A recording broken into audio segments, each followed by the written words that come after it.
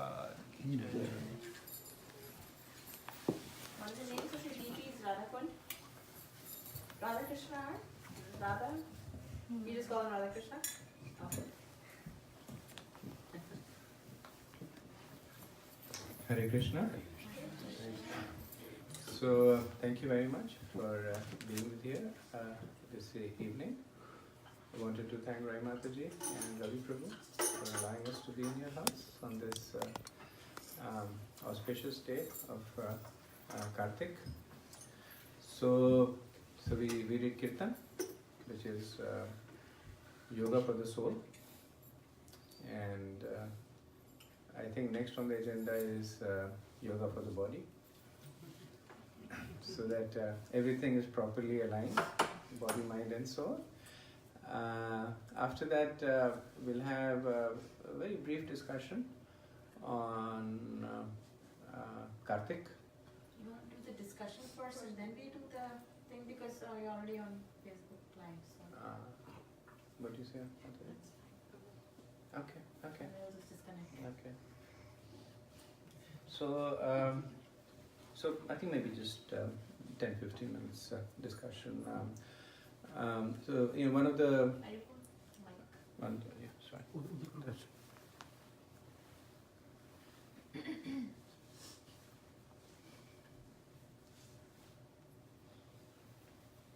So one of the things that we are asked and we wondered ourselves, when we are in the midst of Kartik, and there's so much of energy and excitement around Kartik. Different devotees are doing different kinds of austerity. Somebody is chanting extra rounds. Somebody is getting up for Mangal Aarti. Somebody is taking a bath in Brahma Muhurat time. Nature of our mind. What's special about Kartik? Why is this particular month so auspicious as opposed to maybe June, July, when the weather is warmer, easier to take baths then, or days are longer.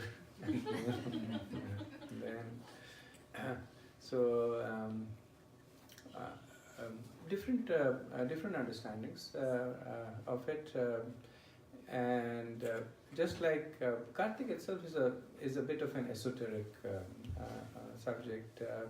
It is extremely popular in a fairly small group of people, specifically Vaishnavas, and more so Gaudiya Vaishnavas.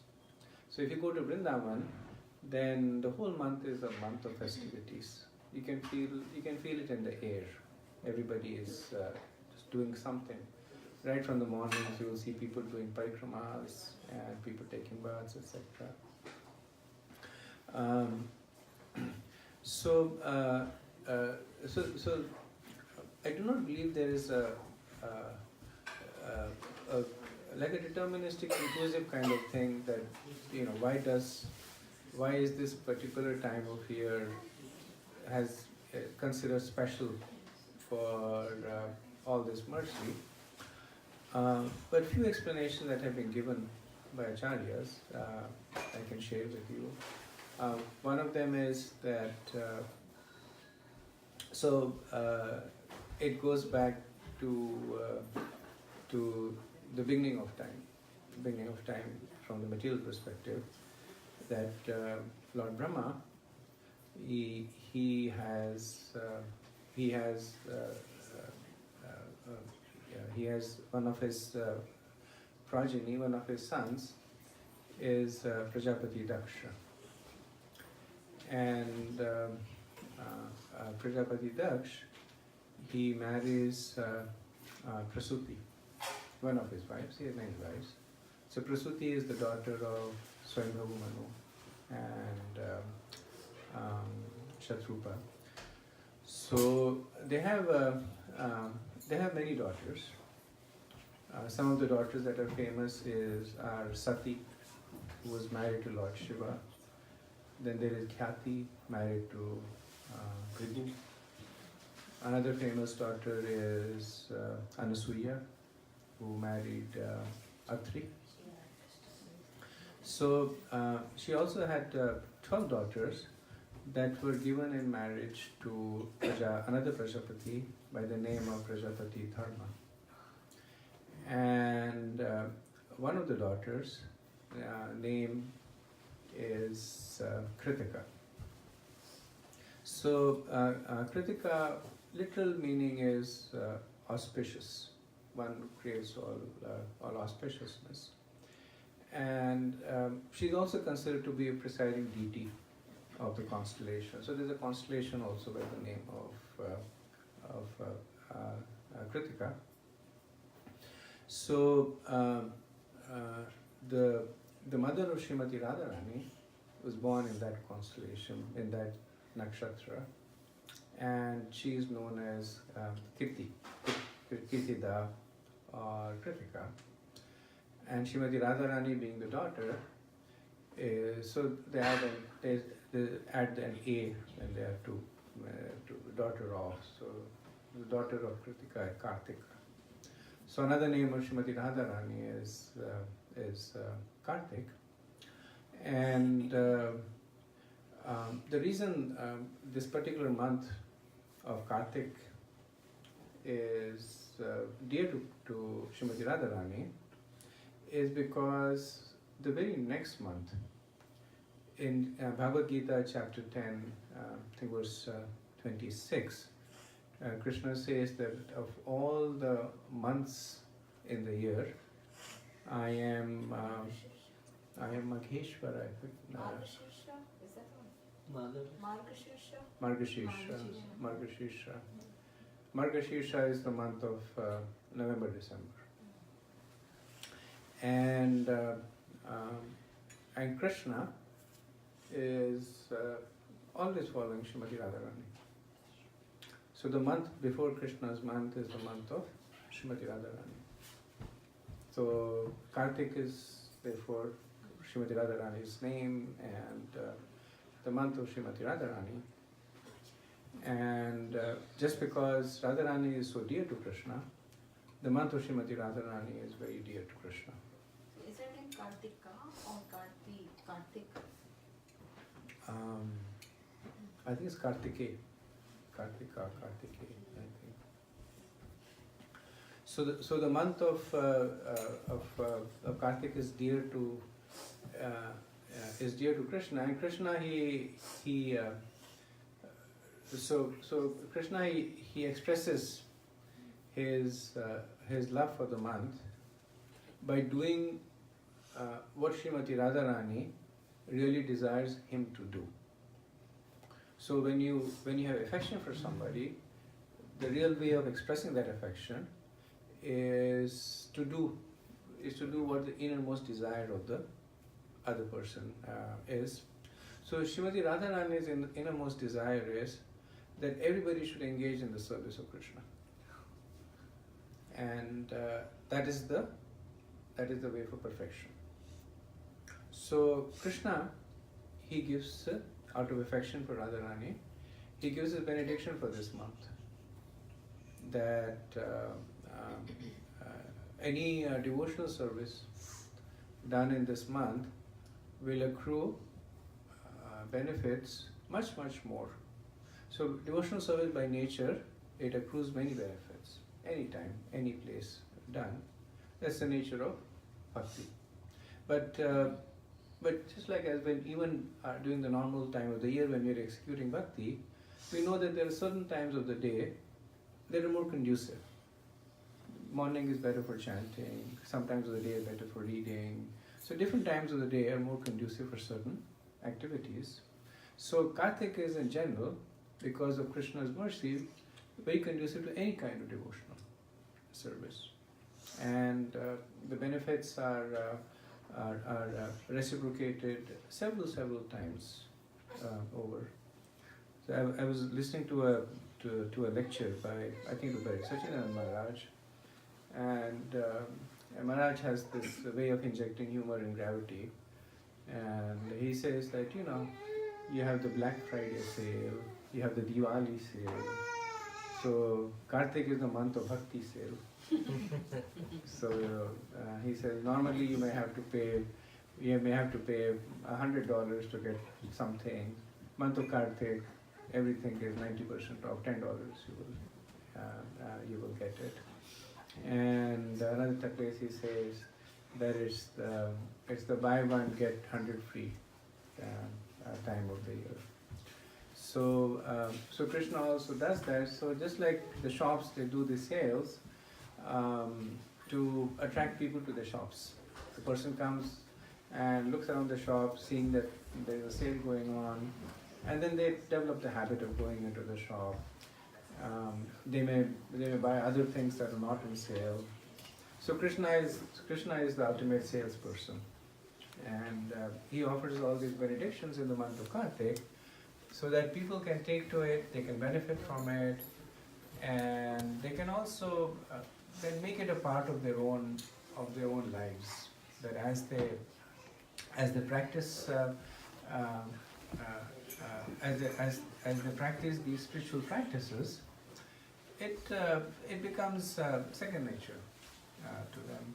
So I was reading somewhere, they say that if you do something for 26 days, I think they say if you do something for 26 days, it becomes a habit. 21 days. So you do 21 days, it becomes a habit. So you chant a few extra rounds for the month of Kartik, and it becomes easier to chant the rounds. Not only because it's a habit, because there's mercy also coming.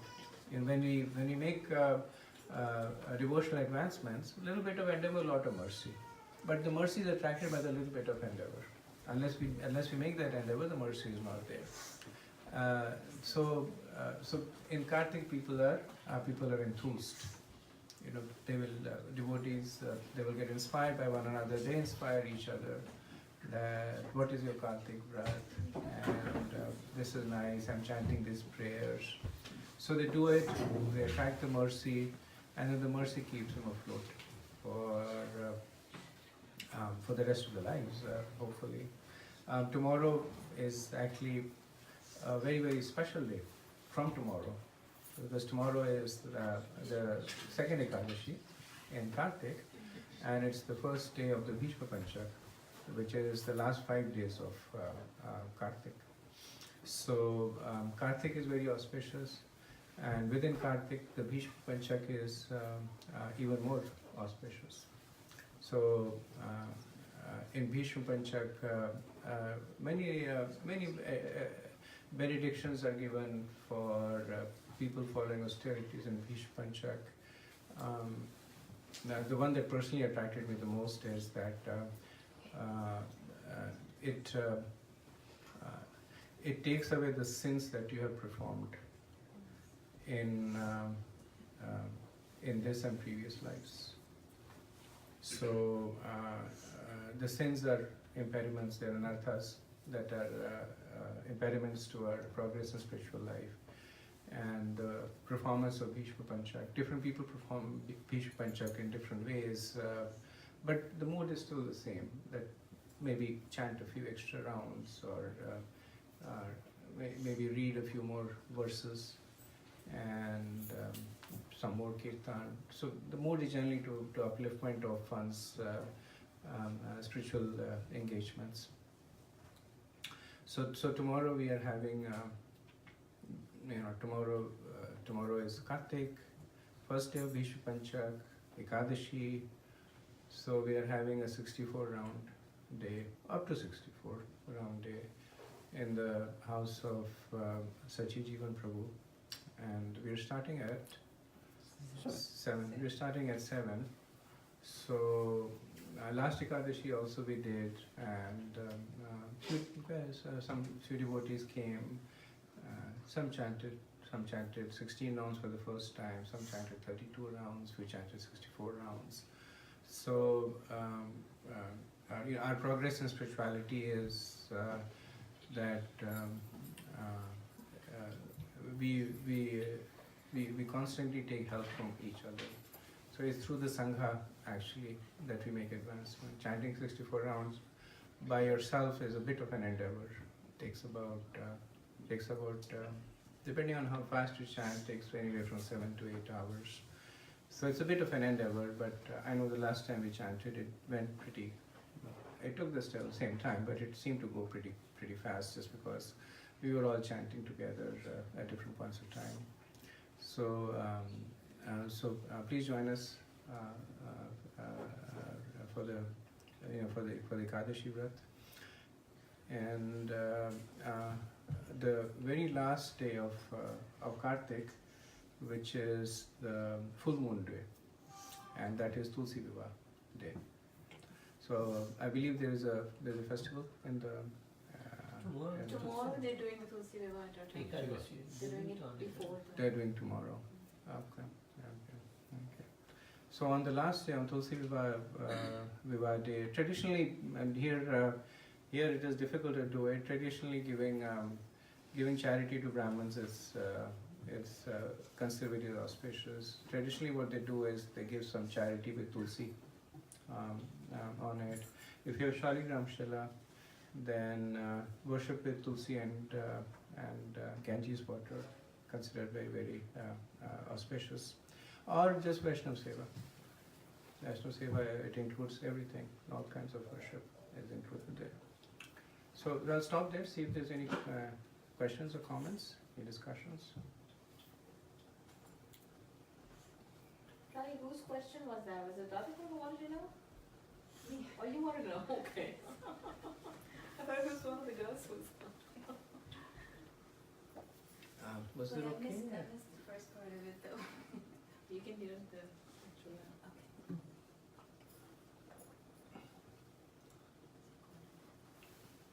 Okay, so if there are no questions, then we can go to Rajesh. One question, Prabhu. You mentioned about Bhishma Panchang as more auspicious. So it happened at different points in times, right? Like the month of Kartik, it repeats every year. Then there was one main Leela of Yashoda Damodar, right? Yeah. And then more events happened. And then Bhishma Panchang, which was those 5 days when Bhishma Pitama was, and he said few things. So it seems like everything is overlaid, different instances were overlaid that happened during this period every year. So just wondering, is it the month of the Kartik where all these things are happening and that's how we are praying in that mood? How is it all connected together? Thank you. It's a good question.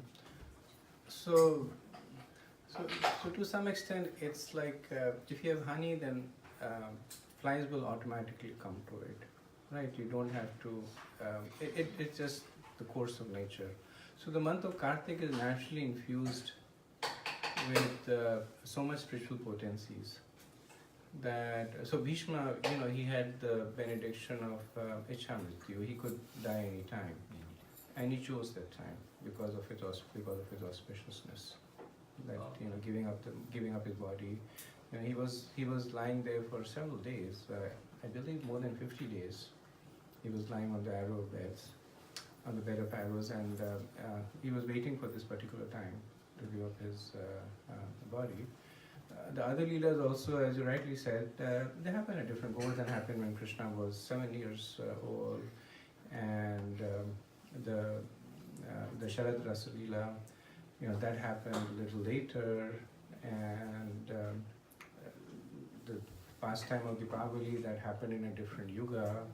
So they happen at different points of time, but these are all events. They are attracted to the potency of Kartik, and also just like devotees are attracted to Krishna, and they also make Krishna more beautiful. So Krishna attracts the devotees by his beauty, and when the devotees are there, then Krishna looks even more beautiful. So similarly, the month of Kartik by nature is very beautiful, but it gets further embellished by all these wonderful pastimes that are happening over there. We went through the list of right from the first day to the last day. Right. There are so many wonderful. Every day is a festival, practically. So they are there, inspired by the spiritual potency of Kartik, and they are there to inspire the people to take to Kartik also. So it's a combination of both. It's a combination. The month of Kartik and then all these leelas happening. Right, because the leelas are happening by Krishna, Lord Ram, right? So they can anytime whatever they want, they can do. Okay. And and they wanted to make Kartik glorious also. Kartik is also the last month of Chaturmas. So so Chaturmas is considered to be a period of deeper spiritual introspection. So generally speaking, over the period of the year, the transcendentalists, the more spiritually advanced people, they travel. So they are like honeybees. They are giving nectar to different. They go and they beg to different houses, and as they beg, they give them some spiritual insight, or just by giving them an opportunity to serve through Agyat Sukriti, they're giving them an opportunity to make spiritual advancements. But even they need to nourish themselves. So these 4 months is when these people, these traveling mendicants, they don't travel. They stay, they do Krishna Katha, they associate with one another, and the 4th month, which is the last month, is also a time when they're at, when they're getting all this the potency of Krishna's name, association, etc. Tomorrow is also it's traditionally known as the Devuthan Ekadashi. Different understandings of it. According to certain sects, Lord Vishnu wakes up on this day. And I think our understanding is that the Devas wake up on this day. Because Lord Vishnu is always sleeping. So he is in Yoga Nidra. So the 4 months of the Chaturmash, they represent the night of the Devas. Okay. So this is the Ekadashi that they wake up. So a lot of Karam-Kand functions, they are not done during this period of time. And so when Devuthan Ekadashi is done, then things like marriages and other functions, they start at that time. Because Radhakund Maharaj says that Devas are sleeping, you do some function invoking the benediction, they'll get up and they say, I was sleeping, you woke me up, may you be a dog and go back to sleep. So not a good idea to wake up the Devas while they're sleeping. So that's my understanding of the Devuthan Ekadashi. Thank you. Anything else? Okay, sometimes. Prabhuji, is that true that Bhishma Pitama was over 2 centuries old when he died? So according to certain commentators on Mahabharata, he was 350 years old. So he was oldest guy. He was not the oldest guy. There was another warrior who was a contemporary of his father. He was a contemporary of Shantanu. I forget his name, but I know he was the one who had thrown the Narayanastra at Arjuna. And that's the time when Krishna, he made the chariot sink into the ground, and then he took the weapon on his chest and saved Arjuna. Bahulka, somebody, but he was the oldest person. He was Shantanu's contemporary. So it was Dwapar Yuga. So like in Kali Yuga, people live for 100 years. Up to in Dwapar Yuga, people could live for up to 1,000 years. But it was towards the end of Dwapar Yuga. So the lifespans had shortened. Krishna and Arjuna, they were in the 90s. They were around 90 years old at the time. 125, right? 125 years old when He was 125 when he left the body. At the time of Mahabharata, he was around 90 years old. Prabhu, Bhishma Pitama was a devotee of Krishna, right? Bhishma was a devotee of Krishna. That's why just before when he was leaving his body, Krishna personally came to give him darshan. This Bhagavatam, this has this famous pastime that showing Krishna's mood, that the battle was over, and so the transition planning was going on between from the Kauravas to the Pandavas, and all this Krishna was and with the Yudhishthira and all planning. And suddenly Yudhishthira noticed that Krishna was distracted. He was not there. He was physically there, but he was not there. And he said, Keshav, what's going on? This is important. You have to pay attention. And Krishna said, I cannot, because a devotee of mine is thinking of me at this time. And when a devotee thinks of me, I cannot but help but think of him. And it was Bhishma. He was thinking of Krishna at the time. So Bhishma was holding his life breath, waiting for Krishna to come. So then Krishna, along with everybody else, the Pandavas, they go to the battlefield where Bhishma is lying. And then there is the very famous discussion between, so Krishna asks Yudhishthira Maharaj that he's a great personality, this is the time for you to get instructions from him. So there's this conversation between Bhishma and Yudhishthira that is studied a lot, because just like Mahabharata, Bhishma gave him instructions on everything from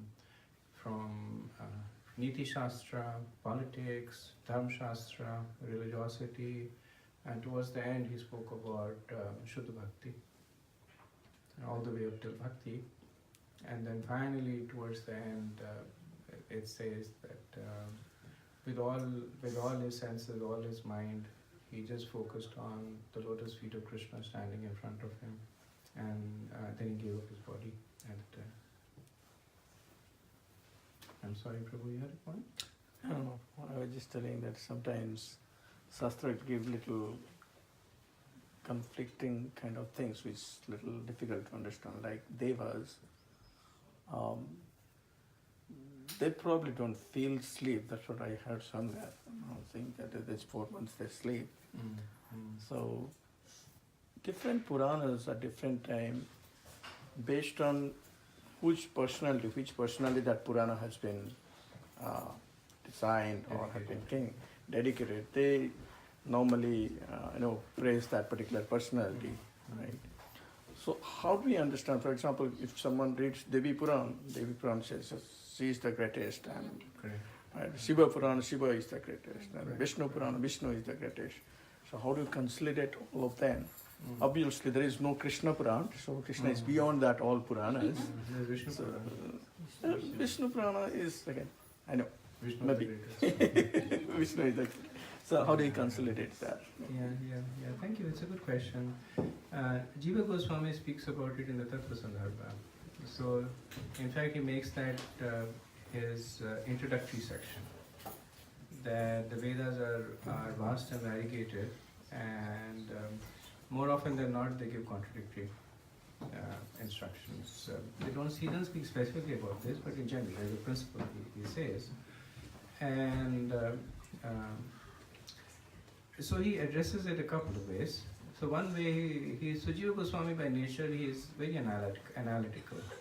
So he addresses it through the perspective of the modes of material nature. So he says that in Bhagavad Gita, Krishna says that the mode of passion is better than the mode of ignorance, and the mode of goodness is better than the mode of passion. So if you accept that, then Puranas in the mode of passion are better than the mode of goodness. And the Puranas are the mode of ignorance. The Puranas, the mode of goodness, are better than the mode of passion.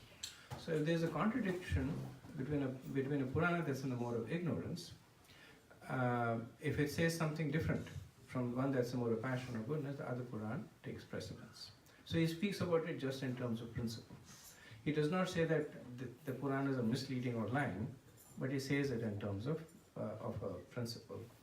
Then, as elaboration to that, the understanding is that because the Puranas, they attract people in the corresponding modes, so in order to inspire them, they will say things that attract them to the scriptures.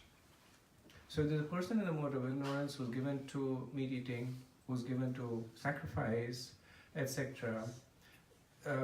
If the person reads the Purana in the mode of, if he reads the Bhagavad Purana, he will read it and throw it away, because there's nothing that will attract his heart. But if he reads Shiv Purana, and there he sees, these pastimes of drinking wine, offering animal sacrifice, so he'll get some kind of ratification that I do this. In Shiv Purana, Lord Shiv doesn't do it, but his followers do it. So there's hope for me. And then once they develop faith, so they develop faith in the Shiv Puran, they develop faith in the scriptures, and then the nature of it is that they start ascending. They go from the mode of ignorance to passion, passion to goodness. So it's like instead of getting everybody to this platform right away, which means that a few people come and other people are left out, the scriptures get the people at the mode they are, and then they gradually elevate them. So that's the reason he says that the Puranas are there in different mode, but if the Puranas appear to be contradicting, then the Puranas in the higher modes are considered to be trumping. The second point that he makes, which is even more technical, is what is considered to be the nature of a Puran. So there is the Mahapuran, there is the Puran, there is the Alpa Puran, and there is the Upa Puran. And the classification is based on the number of subjects that the Purans talk about.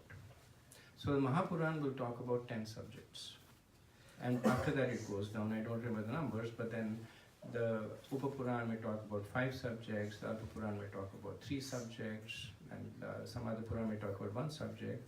So then he says that the Mahapuranas are more authoritative. Then the next, then the next, then the next. And then finally he comes to the conclusion that if you have a Mahapuran that is Sattvic, and if you're fortunate to read it, then you can understand that you're getting the conclusive transcendental truth. And then he asks a rhetorical question, I wonder if there is a Mahapuran that is in the mode of goodness. And say, oh yes, there is one, Srimad Bhagavatam. So let us go and read that. So he basically then, so that is so Gopi Paranam Prabhu writes a very nice commentary on this. He says that is what is considered to be the epistemology of the ontology. That ontology is the transcendental side, epistemology is where do you get the knowledge for transcendental science. So the Tattva Sandarbha is that if you have to get transcendental knowledge, where do you get it from? The answer is, you get it from a Mahapuran that's in the mode of goodness. And so it points us to the Srimad Bhagavatam. From a more precise Tattva perspective, the Puranas don't contradict one another. So they appear to contradict. So when Lord Shiva is glorified as Bhagwan, it is factual. Lord Shiva is Bhagwan because the understanding of Bhagwan is one who is replete with many opulences. It is there. But Krishna is the only one who will say, worship me, don't worship Lord Shiva. Lord Shiva never says that. Parvati Devi will never say that. That she, her followers, or she will say, worship me, which is fine. But you will never see a verse like Saradham Pratyaja Mam Ekam Sharanam Braj. That exclusivity is only there in Krishna's words. And if you go to the 8th chapter or the 9th chapter, there is even more dismissive of the devas. He says Alpa Medeshri, people with limited intelligence do it. Not because he's being dismissive or derisive about it, but he's just trying to get the people who are reading it properly anchored in the Samandhya. Obviously the devas are empowered by him, so he would not denigrate them, but he wants the jivas to be properly anchored in the relationship. That the gopis worship Katyayani, but they worship Katyayani who's Durga Devi. They worship Katyayani and they say, give me Krishna as a husband. Right? There are so many pastimes we see in the Puranas. Tulsi Devi, she worshipped Lord Brahma. Lord Brahma came, what did she ask? She said, give me Vishnu as my husband. Right? So those are worship that are done with one anchoring herself properly in the Sambandhya. So if the Puranas are read in a more deeply philosophical perspective, you will see there is no contradiction. They actually nourish one another. Okay, so we'll stop over here. So we'll do Damodarashtakam now, or so we'll do Pranaya Haripriya.